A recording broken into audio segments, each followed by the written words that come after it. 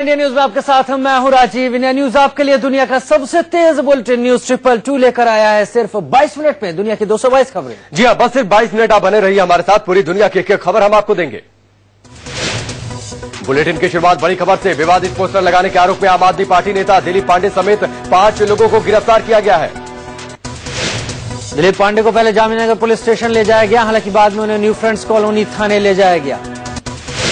कांग्रेस विधायक आसिफ मोहम्मद ने दिलीप पांडे के खिलाफ आपत्तिजनक पोस्टर लगाने की शिकायत की थी। कांग्रेस एमएलए ने पुलिस में शिकायत की थी कि इन पोस्टरों में से 2 समुदायों के बीच कटुता बढ़ सकती है। आसिफ मोहम्मद ने आरोप लगाया कि सत्ता पाने के लिए आम आदमी पार्टी सांप्रदायिक भावनाएं भड़काने में लगी है। साथ ही कांग्रेस विधायक आसिफ मोहम्मद ने दिलीप पांडे की गिरफ्तारी को सही ठहराया। पोस्टर कांग्रेस के 3 मुस्लिम विधायकों के खिलाफ उनके विधानसभा क्षेत्रों में चिपकाए गए थे। पोस्टर में कांग्रेस के 3 मुस्लिम विधायकों को मुसलमानों के साथ धोखाधड़ी करने वाला बताया गया है। पोस्टर में 3 कांग्रेस मुस्लिम विधायक मतीन अहमद, आसिफ मोहम्मद खान और हसन अहमद के घर के सामने विरोध प्रदर्शन की अपील की गई। पोस्टर में इन 3 कांग्रेसी विधायकों पर सरकार बनाने में बीजेपी का समर्थन देने का आरोप भी लगाया गया। उधर अमानतुल्लाह खान नामक शख्स ने पोस्टर लगाने का दावा किया है। अगर आम आदमी पार्टी ने कहा है कि अमानतुल्लाह खान ने पोस्टर लगाने की जिम्मेदारी ली है, तो दिलीप पांडे की गिरफ्तारी क्यों? आम आदमी पार्टी का कहना है कि बीजेपी बदले की कार्रवाई के तहत ऐसा करवा रही है। केजरीवाल का कहना है कि आप विधायकों की खरीद फरोख्त की योजना में फेल होने की वजह से बीजेपी नेता बौखला गए। केजरीवाल ने दिल्ली पुलिस पर पूछताछ के दौरान आप नेताओं की पिटाई का भी आरोप लगाया। साथ ही केजरीवाल ने कहा कि आपके बड़े नेताओं का नाम लेने के लिए कार्यकर्ताओं पर दबाव बनाया जा रहा है। आप नेता मनीष सिसोदिया ने बीजेपी पर निशाना साधते हुए कहा कि दिल्ली पुलिस बीजेपी के दबाव में काम कर रही है। सिसोदिया का कहना है कि इन पोस्टरों से आम आदमी पार्टी का कोई रिश्ता नहीं है। दिल्ली में सरकार बनाने को लेकर आम आदमी पार्टी में फूट की खबर है। कांग्रेस विधायक आसिफ मोहम्मद खान ने दावा किया कि मनीष सिसोदिया आप खुद दिल्ली का सीएम बनना चाहते हैं। आसिफ मोहम्मद का दावा है कि सिसोदिया ने अपनी ससुराल में उन्हें बुलाकर कहा कि अगर कांग्रेस हाईकमान को केजरीवाल से दिक्कत है तो वो उनके नाम पर समर्थन दे। कांग्रेस के एक और विधायक जय किशन ने दावा किया कि सिसोदिया सीएम बनना चाहते हैं। जय किशन के मुताबिक उन्हें यह ऑफर दिया गया था कि केजरीवाल की जगह मनीष सिसोदिया को सीएम बनाया जाए, तो क्या वो आम आदमी पार्टी का समर्थन करेंगे? जय किशन ने दावा किया कि सिसोदिया, आशुतोष और संजय सिंह ने पूर्व केंद्रीय मुस्लिम मंत्री से मिलकर सरकार बनाने की गुहार लगाई थी। अरविंद केजरीवाल को उपराज्यपाल नजीब जंग ने मिलने का वक्त दे दिया है। यह मुलाकात सोमवार को होगी। गुरुवार को ही केजरीवाल ने एलजी से वक्त मांगा था। दिल्ली में सरकार बनाने को लेकर बीजेपी में ही अलग अलग तरह की राय सामने आ रही है। बीजेपी विधायक रामवीर सिंह विदोड़ी का दावा है कि आम आदमी पार्टी के 7 विधायक उनके संपर्क में हैं। विदोड़ी ने दावा किया कि आलाकमान कहे तो पार्टी दिल्ली में सरकार बना सकती है। केंद्रीय मंत्री डॉक्टर हर्षवर्धन ने इंडिया न्यूज से कहा कि अगले हफ्ते चुनाव हो जाएं, बीजेपी तैयार है। मोदी सरकार ने दिल्ली के लिए बजट पेश किया। राष्ट्रपति शासन के चलते केंद्रीय वित्त मंत्री अरुण जेटली ने दिल्ली के बजट को पेश किया। नए बजट में दिल्ली वालों पर कोई नया टैक्स नहीं लगाया गया है। 36,776 करोड़ के बजट में बिजली पर 260 करोड़ की सब्सिडी भी दी गई। इस सब्सिडी में सबसे ज्यादा फायदा 200 यूनिट तक बिजली इस्तेमाल करने वालों को होगा। 200 यूनिट बिजली इस्तेमाल करने वालों को ₹1.20 प्रति यूनिट सब्सिडी मिलेगी। 201 से 400 यूनिट तक 80 पैसे प्रति यूनिट सब्सिडी दी जाएगी। अब तक 200 यूनिट पर प्रति यूनिट चार्ज ₹4 था, जो अब ₹2.80 प्रति यूनिट हो गया। अब 201 से 400 यूनिट तक का नया रेट ₹5.15 होगा, जो पहले ₹5.95 था। मोदी सरकार ने दिल्ली को पानी का तोहफा भी दिया है। वित्त मंत्री जेटली ने बजट पेश करते हुए कहा कि दिल्ली में 2 वाटर ट्रीटमेंट प्लांट बनेंगे। मोरक डैम से हैदरपुर तक चैनल बढ़ेगा तो रेणुका डैम को बेहतर बनाया जाएगा। पीने के पानी के लिए 500 एटीएम भी लगेंगे। रेवाड़ी में नया मेडिकल कॉलेज और साउथ दिल्ली के देहाती इलाके में मल्टी स्पेशलिटी हॉस्पिटल खुलेगा। 110 मोबाइल एम्बुलेंस, 50 डायलिसिस यूनिट और रेप पीड़ितों के लिए 1 स्टॉप सेंटर बनेंगे। जेटली ने दिल्ली में गरीबों के लिए 18,000 नए घर बनाने का ऐलान किया। झुग्गियों में कम्युनिटी टॉयलेट बनेंगे तो 50 अनधिकृत कॉलोनियों में वाटर पाइपलाइन भी लगेगी। दिल्ली में वृद्धावस्था पेंशनधारियों की संख्या बढ़ाकर 4,30,000 तक कर दी गई। दिल्ली के लिए 1380 नई लो फ्लोर बसें खरीदी जाएंगी। कामकाजी महिलाओं के लिए 6 नए हॉस्टल बनेंगे तो नाइट शेल्टर्स की संख्या बढ़ाई जाएगी। दिल्ली मेट्रो को ₹5.50 प्रति यूनिट की दर से मिलने वाली कमर्शियल बिजली अब ₹6.10 की दर से मिल रही है। मेट्रो की बिजली को भी सब्सिडी नहीं मिलती है, जिसके बाद अब किराया बढ़ाने की तैयारी चल रही है। अब दिन की बड़ी खबर की बात, पुणे ब्लास्ट के आरोपी हिजबुल के आतंकी बशीर अहमद ने मुंबई की स्पेशल क्राइम ब्रांच के सामने सरेंडर कर दिया। सूत्रों के मुताबिक एटीएस से पूछताछ के दौरान बशीर ने पुणे ब्लास्ट में शामिल होने की बात कबूली। सूत्रों के मुताबिक 25 वर्षीय हिजबुल आतंकी बशीर अहमद गोगलू कश्मीर का रहने वाला है। आतंकी ने यह भी दावा किया कि उसने अपने 3 साथियों के साथ मिलकर 10 जुलाई को पुणे में पुलिस स्टेशन के सामने बम रखा था। हिजबुल आतंकी ने अपने साथियों के नाम नाजिद शाह, मुदस्सर नजर और साजिद फयाज मालिक बताए।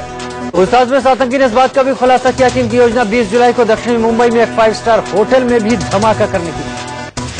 पूछताछ कर रहे पुलिस अधिकारी ने बताया कि इन आतंकियों की योजना बांद्रा और जुहू के कुछ इलाकों में भी धमाका करने की थी। पुलिस ने इस आतंकी को 22 जुलाई तक कस्टडी में भेज दिया है। अब खबरें हाफिज सईद के मुंबई हमले का दोषी और मोस्ट वांटेड आतंकी हाफिज सईद ने हिंदुस्तान पर जुबानी हमला बोला है। सईद ने पाकिस्तानी चैनल दुनिया टीवी को दिया इंटरव्यू में भारत को तंग सोच वाला देश करार दिया। हाफिज सईद ने वरिष्ठ पत्रकार वेद प्रताप वैदिक से मुलाकात के बाद भारत में मचे हंगामे पर भी हैरानी जताई। सईद ने इंटरव्यू में कहा कि उसने वैदिक का स्वागत किया था। हंगामा भारत की तंग सोच का नतीजा है। हाफिज ने कहा कि भारत अगर वैदिक और उसकी मुलाकात पर इतना हंगामा कर रहा है तो पाकिस्तान से बातचीत कैसे करेगा। आतंकी हाफिज सईद ने भारत पर छोटी छोटी बातों पर हंगामा करने का आरोप लगाया। सईद ने कहा कि भारत केवल शोर करना जानता है, वो किसी मसले का हल नहीं चाहता। हाफिज ने इंटरव्यू के दौरान कश्मीर का मसला भी उठाया। हाफिज ने कहा कश्मीर का मुद्दा उठते ही भारत को सांप सूंघ जाता है। आतंकी हाफिज सईद ने मुंबई हमले में खुद को मास्टरमाइंड बनाने पर भारत के खिलाफ भड़ास निकाली। मुंबई हमले में मोस्ट वांटेड हाफिज ने इंटरव्यू के दौरान खुद को बेकसूर बताया। हाफिज ने कहा मुंबई हमले से उसका कोई लेना देना नहीं। हाफिज ने कहा कि जब पाकिस्तान की अदालतें उसे बेकसूर साबित कर चुकी है तो फिर भारत उसे क्यों नहीं मानता। हाफिज सईद ने इंटरव्यू के दौरान बताया कि कश्मीर और मुंबई हमले पर उसकी बातें सुनकर वेद प्रताप वैदिक हैरान रह गए। हाफिज ने कहा कि वैदिक तक को नहीं मालूम था कि उसे पाकिस्तानी अदालतों से क्लीन चिट दे दी गई है। हाफिज ने यह भी कहा कि वैदिक को जब मैंने बातचीत के जरिए मसला हल करने की बात कही तो वो खुश भी हुए। हालांकि इस पूरे इंटरव्यू में हाफिज ने यह नहीं बताया कि वेद प्रताप वैदिक किसकी मदद से हाफिज तक पहुंचे। उधर पाकिस्तान का कहना है कि आतंकी सरगना हाफिज सईद को जेल भेजने के लिए और ठोस सबूत की जरूरत पड़ेगी। पाकिस्तानी हाई कमिश्नर अब्दुल बासित ने कहा कि सिर्फ सबको खुश करने के लिए हाफिज सईद को जेल में नहीं डाल सकते। पाकिस्तानी उच्चायोग ने यह भी कहा कि भले ही हाफिज पर अमेरिका ने इनाम रखा हो पर पाकिस्तान को ठोस सबूत चाहिए। बासित ने यह भी कहा कि वैदिक और हाफिज की मुलाकात के बारे में पाकिस्तानी सरकार को भी नहीं मालूम था। अब बात मुंबई में हुए हादसे की। अंधेरी वेस्ट इलाके में 22 मंजिला इमारत में लगी आग के बीच फंसे एक दमकल कर्मी की झुलसने से मौत हो गई। लोटस बिजनेस पार्क बिल्डिंग में आग बुझाते हुए मारे गए दमकल कर्मी के परिवार को बीएमसी 15 लाख रुपए की सहायता राशि देगी। बिल्डिंग में फंसे 3 दमकल कर्मचारी गंभीर रूप से जख्मी भी हो गए थे। ये कर्मचारी आग की भीषण लपटों के बीच घिर गए थे। इमारत में लगी आग बुझाने पहुंचे फायर ब्रिगेड के कुल 30 कर्मचारी भीतर फंस गए थे। आग बेकाबू होते देख नेवी और कोस्ट गार्ड के हेलीकॉप्टरों को रेस्क्यू के लिए लगाया गया। 22 मंजिला इमारत में आग बुझाने गए दमकल कर्मचारी सबसे ऊपर की मंजिल पर थे। नीचे की मंजिलें भीषण आग की लपटों से घिरी हुई थी। शुरू में आग बिल्डिंग की 21वीं और 22वीं मंजिल पर लगी। इन 2 मंजिलों से आग अंदर ही अंदर फैलते हुए 10वें फ्लोर तक पहुंच गई। हालांकि अब आग पर काबू पा लिया गया है। लोटस बिजनेस पार्क नाम की ये बिल्डिंग कांच की बनी है। आग के चलते बिल्डिंग से शीशे टूट कर गिर गए। लोटस बिजनेस पार्क में 2000 से ज्यादा लोग काम करते हैं। राहत की बात यह रही कि आग लगते ही बिल्डिंग में मौजूद लोग बाहर निकल आए। लोटस बिजनेस पार्क नाम की इस इमारत में बॉलीवुड अभिनेता ऋतिक रोशन के भी 3 फ्लोर हैं। आग लगने की खबर मिलते ही ऋतिक भी मौके पर पहुंचे और दमकल कर्मियों से घटना की जानकारी ली। बिल्डिंग के ग्राउंड फ्लोर पर शेफ संजीव कपूर और कपड़ों के ब्रांड प्रोवोक के दफ्तर हैं। उत्तराखंड में बाढ़ की रोंगटे खड़ी कर देने वाली तस्वीर सामने आई है। रामनगर में 2 बाइक सवार बाढ़ में बह गए। दोनों बाइक सवार सड़क पर एक छोटे से नाले को पार कर रहे थे तभी नाले में अचानक ही बाढ़ आ गई। दोनों बाइक सवार काफी दूर तक बहकर चले गए थे। तभी कुछ गांव वालों ने दोनों लोगों को बचाने के लिए आए और काफी मेहनत के बाद उन्हें बचा भी लिया। रामनगर में एक महिला लहरों के बीच फंस गई। अपनी बकरियों को चराने आई थी महिला, तभी नाले में अचानक सैलाब आ गया। महिला को बचाने गया एक शख्स भी लहरों के बीच फंस गया। रामनगर के डीएम ने दोनों को बचाने के लिए हेलीकॉप्टर की मांग की। स्वामी रामदेव उत्तरकाशी के सुखी से तो निकल गए लेकिन भारी बारिश की वजह से एक बार फिर गंगनानी में फंस गए हैं। रामदेव अपने सैकड़ों समर्थकों के साथ फंसे हैं। उन्हें आज हरिद्वार पहुंचना था। उत्तराखंड के सीएम हरीश रावत ने कहा कि खराब मौसम की वजह से केदारनाथ यात्रा पर 3 से 4 दिनों की रोक जारी रहेगी। लगातार बारिश की वजह से केदारनाथ बद्रीनाथ हाईवे को भी बंद कर दिया गया है। हथनीकुंड बैराज से पानी छोड़े जाने के बाद दिल्ली की यमुना नदी में जलस्तर बढ़ गया है। हथनीकुंड बैराज से दिल्ली की तरफ 1,28,000 क्यूसेक पानी छोड़ा गया था। पानी किसी भी समय दिल्ली पहुंच सकता है। इससे दिल्ली के कई निचले इलाकों पर बाढ़ का खतरा मंडरा रहा है। हथनीकुंड बैराज से 50,000 क्यूसेक पानी यमुना में और छोड़ने की तैयारी है। हिमाचल प्रदेश और उत्तराखंड में हो रही भारी बारिश से बैराज का जलस्तर बढ़ गया, इसलिए डैम से और पानी छोड़ने की तैयारी है। यूपी की कानून व्यवस्था के मुद्दे को लेकर बीजेपी विधायकों का एक डेलीगेशन मुख्यमंत्री अखिलेश यादव से मिला। बीजेपी ने लखनऊ के मोहनलालगंज इलाके में हुए गैंगरेप के जल्द खुलासे और दोषियों के खिलाफ कार्रवाई की मांग की। मुख्यमंत्री अखिलेश यादव ने मुख्य सचिव, डीजीपी, प्रमुख सचिव और एडीजी को तलब कर घटना की उच्च स्तरीय जांच के आदेश दिए।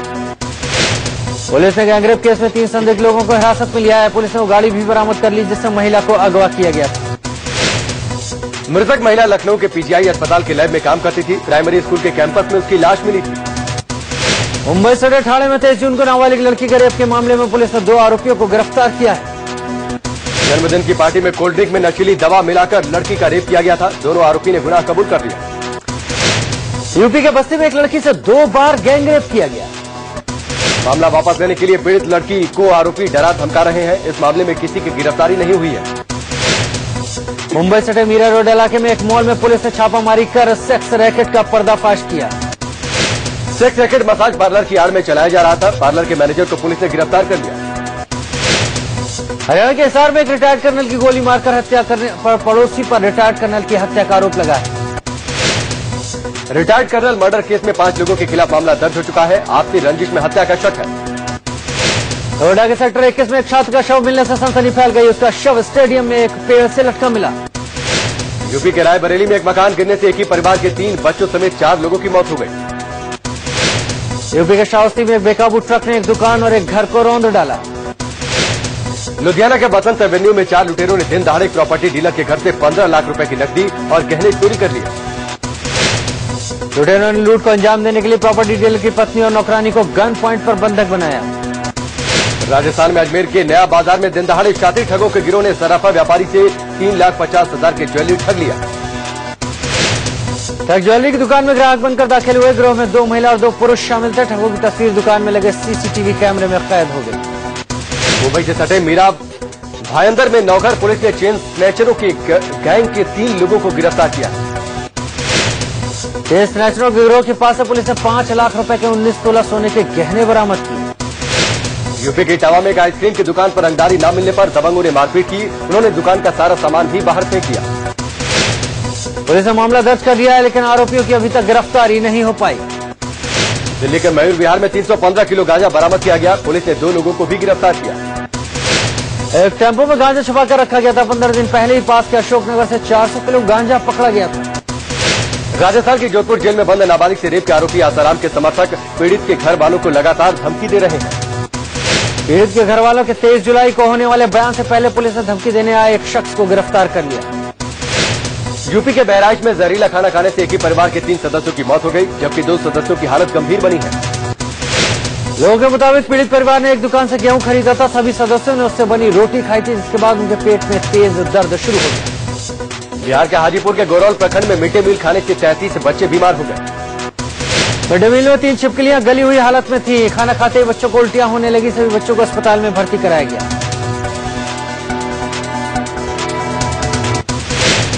हरियाणा की अलग एसजीपीसी को लेकर केंद्र सरकार और हरियाणा सरकार के बीच ठन गई है।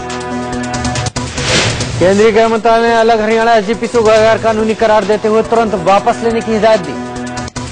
केंद्रीय गृह सचिव ने चिट्ठी लिखकर कहा कि हरियाणा सरकार को अलग एसजीपीसी बनाने का अधिकार नहीं। कानून मंत्रालय ने भी एचएसजीपीसी को गैर कानूनी बताया। हरियाणा के राज्यपाल से इसे वापस लेने को कहा है। हरियाणा के मुख्य सचिव ने हरियाणा में अलग एसजीपीसी पर गृह मंत्रालय के इस रुख को हास्यास्पद करार दिया। मुख्य सचिव एससी चौधरी ने कहा कि केंद्रीय गृह सचिव के पास अधिकार नहीं है कि विधान पालिका के खिलाफ इस तरह के विचार रखें। हरियाणा में अलग एसजीपीसी के विरोध में दिल्ली में सोनिया गांधी के घर के बाहर अकाली दल के कार्यकर्ताओं ने जमकर हंगामा किया। भारी बारिश के बावजूद प्रदर्शनकारियों ने जोरदार प्रदर्शन किया। लोगों को काबू करने के लिए पुलिस ने वाटर कैनन का इस्तेमाल किया। केंद्रीय वित्त मंत्री अरुण जेटली ने लोकसभा में काले धन को लेकर बड़ा खुलासा किया है। जेटली ने कहा कि फ्रांस सरकार ने विदेशों में काला धन जमा करने वाले 700 भारतीयों की लिस्ट दी थी, जिसके खिलाफ कार्रवाई जारी है। वाराणसी से सांसद और प्रधानमंत्री नरेंद्र मोदी को इलाहाबाद हाईकोर्ट ने नोटिस जारी किया है। वाराणसी में मोदी से हारे कांग्रेस प्रत्याशी अजय कुमार राय ने मोदी के निर्वाचन को हाईकोर्ट में चुनौती दी थी। अजय राय ने अपनी याचिका में कहा कि मोदी ने अपने हलफनामे में पत्नी के पैन कार्ड और पत्नी के आय ब्यौरे कॉलम खाली छोड़े, जिससे सुप्रीम कोर्ट के निर्देशों का उल्लंघन हुआ। इस मामले पर 5 सितंबर को अगली सुनवाई होगी। राहुल गांधी के संसदीय क्षेत्र में सेब लगाने आज अमेठी जाएंगी केंद्रीय मानव संसाधन विकास मंत्री स्मृति ईरानी। स्मृति ईरानी सबसे पहले बरौलिया गांव जाएंगी, जहां आग से बेघर हुए लोगों से मुलाकात करेंगी। बरौलिया के बाद स्मृति ईरानी मुसाफिर खाना जाएंगी, जहां अपराधियों के शिकार बने व्यापारी राजेश अग्रहरी उर्फ राजू के घर वालों को सांत्वना देंगी। मंत्री बनने के बाद पहली बार अमेठी आने पर बीजेपी दफ्तर में स्मृति ईरानी का सम्मान समारोह भी आयोजित किया जाएगा। महाराष्ट्र के धर्मगुरु भय्यूजी महाराज ने एमएनएस चीफ राज ठाकरे से मुलाकात की। बताया जा रहा है कि इस मुलाकात के जरिए भय्यूजी महाराज राज और उद्धव ठाकरे को एक साथ लाने की कोशिश कर रहे हैं। शिवसेना प्रमुख उद्धव ठाकरे और कांग्रेस नेता नारायण राणे एक बार फिर से आमने सामने हैं। नारायण राणे ने कहा बाला साहेब ठाकरे को सबसे ज्यादा तकलीफ उद्धव ठाकरे ने दी है। नारायण राणे का कहना है कि अगर उन्होंने अपना मुंह खोला तो उद्धव ठाकरे की तकलीफ और बढ़ जाएगी। साथ ही नारायण राणे ने शिवसेना प्रमुख को चेतावनी देते हुए कहा कि उद्धव ने उनके खिलाफ बोलना बंद नहीं किया तो कई राज खोल सकते हैं। उद्धव ने कहा था कि वो राणे को बीजेपी में भी शामिल नहीं होने देंगे। हरियाणा में बीजेपी कांग्रेस को बड़ा झटका देने जा रही है। बीजेपी में शामिल हो सकते हैं वीरेंद्र चौधरी। सूत्रों के मुताबिक केंद्रीय मंत्री राव इंद्रजीत सिंह ने चौधरी वीरेंद्र सिंह की अमित शाह से मुलाकात करवाई। बीजेपी अध्यक्ष अमित शाह के घर का पता अब 11 अकबर रोड होगा। शाह जल्दी नए बंगले में शिफ्ट हो जाएंगे। ये बंगला टाइप 8 कैटेगरी का है, जो कैबिनेट रैंक के मिनिस्टर को अलॉट होता है। आज रक्षा मंत्री अरुण जेटली की डिफेंस एग्जीक्यूशन काउंसिल के साथ पहली बैठक होगी। बैठक में नेवी और कोस्ट गार्ड में हेलीकॉप्टर की कमी के मसले पर भी चर्चा हो सकती है। रक्षा अधिग्रहण परिषद यानी डीएसी रक्षा मंत्रालय की निर्णय लेने वाली सर्वोच्च संस्था है। राष्ट्रपति प्रणब मुखर्जी ने निठारी कांड के दोषी सुरेंद्र कोहली की दया याचिका को खारिज कर दिया। कोहली नोएडा के निठारी में कई बच्चों को अगवा कर उसकी बेरहमी से हत्या करने का दोषी है। कोहली के साथ 5 और लोगों की दया याचिका को राष्ट्रपति ने खारिज कर दिया। कटरा राजधानी हादसे में एसआईटी का बड़ा खुलासा। रेलवे की चूक से दुर्घटनाग्रस्त हुई थी नई Delhi Dibrugarh Rajdhani express. SIT report में यह साफ हो गया है कि राजधानी एक्सप्रेस के हादसे में नक्सलियों का हाथ नहीं था। साथ ही इस बात का खुलासा हुआ है कि रेलवे ट्रैक के साथ किसी भी तरह की छेड़छाड़ नहीं हुई थी। हालांकि रेलवे की अपनी जांच रिपोर्ट आनी बाकी। आपको बता दें कि 25 जून की रात में डिब्रूगढ़ राजधानी की 9 बोगियां पटरी से उतर गई थी, जिसमें 5 लोगों की मौत हो गई थी। 1993 सूरत बम ब्लास्ट में सुप्रीम कोर्ट का बड़ा फैसला आया है। सुप्रीम कोर्ट ने 11 दोषियों को बरी कर दिया। टाटा कोर्ट ने इन्हें फांसी की सजा सुनाई थी। ब्लास्ट अप्रैल 1993 में हुआ था। इसमें एक बच्चे की मौत हुई थी और 20 लोग घायल हुए थे। किंगफिशर कंपनी को सुप्रीम कोर्ट से भी राहत नहीं मिली है। सुप्रीम कोर्ट ने कहा कंपनी ने जो पैसा बैंकों से कर्ज लिया उसे चुकाना ही होगा। अब मुंबई का किंगफिशर हाउस बिक सकता है। किंगफिशर ने नीलामी से बचने के लिए सुप्रीम कोर्ट का दरवाजा खटखटाया था। सऊदी अरब की मक्का जेल में 13 महीने से बंद 40 कामगार वापस इंडिया लौटने के बाद विदेश मंत्री सुषमा स्वराज से मिले। मक्का के इस्लाहिया जेल में 16 जुलाई 2013 से बंद इन भारतीयों को 2 माह जेल और 50 करोड़ की सजा मिली। सुषमा स्वराज की पहल पर सऊदी अरब सरकार ने समय से पहले रमजान के महीने में इन लोगों को रिहा कर दिया। अमेरिकी राष्ट्रपति ओबामा ने कहा कि यूक्रेन में सतत से हवा में मार करने वाली मिसाइल विमान पर दागी गई थी। हमने इसकी अंतर्राष्ट्रीय जांच की मांग की है। यूक्रेन में मलेशियाई विमान गिरने के दुर्घटनाग्रस्त मामले में जर्मनी की चांसलर एंजेला मर्केल ने यूक्रेन में संघर्ष विराम की अपील की है।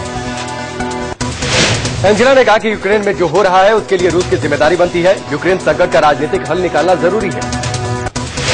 मोदी ने नीदरलैंड्स के पीएम रूटे को लिखे पत्र में कहा 300 लोगों के जान गंवाने की दुखद घटना के बारे में सुनकर दुखी हूं, लेकिन नीदरलैंड्स के लिए यह घटना बहुत दुखदायी है। प्रधानमंत्री मोदी ने नीदरलैंड के पीएम को पत्र लिखकर विमान हादसे पर शोक जताया। विमान हादसे में नीदरलैंड के 154 यात्री मारे गए। इजरायल और हमास के बीच रॉकेट से हमले से 10 दिन से जारी हैं। इजरायली सेना ने जमीनी कार्रवाई भी शुरू कर दी है। इराक में आईएसआईएस के आतंकी बगदादी ने गैर इस्लामी लोगों से धर्म बदलने के लिए कहा है। बगदादी ने लोगों से कहा कि वो या तो धर्म बदल ले और टैक्स दे या फिर जान देने के लिए तैयार है। बहुत जल्द आप गंगा या फिर यमुना नदी के किनारे से भी उड़ान भर सकते हैं। बॉम्बे पोर्ट ट्रस्ट को महाराष्ट्र टूरिज्म डेवलपमेंट कॉर्पोरेशन के साथ मिलकर सी प्लेन ऑपरेशन शुरू करने की इजाजत मिल भी चुकी है। देश के सभी 12 प्रमुख बंदरगाहों से ऐसी सर्विस शुरू करने की योजना है। ये सर्विस देश के 200 छोटे पोर्ट से भी शुरू करने की योजना है। अडानी और पॉस्को मिलकर ऑस्ट्रेलिया में रेलवे लाइन बिछाएंगे। विप्रो कनाडा की कंपनी एटीसीओ के सहायक कंपनी एटीसीओ आईटेक को खरीदने जा रही है। करार 10 साल का होगा।